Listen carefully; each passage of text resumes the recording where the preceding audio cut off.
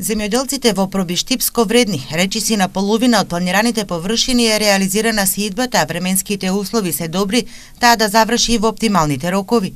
Годинава најмногу од засејаните површини ќе се под житни култури, информираат подрачната единица на Министерството за земјоделство.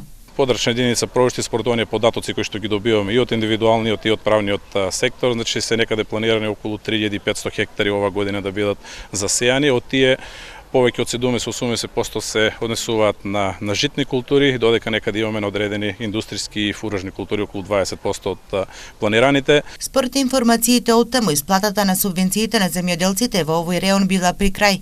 Исплатени биле средствата за произведено и предадено млеко во капацитети за првите 5 месеци од годината, а до 5 ноември ќе се доставувале барањата за количините предадени до септември. Според наши податоци, зборувам стрикно за подрачјето на општина Пробиштип, значи субвенциите повеќе од 90% се исплатени, имаме одредени не се исплатени по мерките за органско производство и одредена по мерката за користен сертифициран семејски материјал. Инаку по однос на останатите мерки, според моите податоци, исплатата на субвенција е завршена.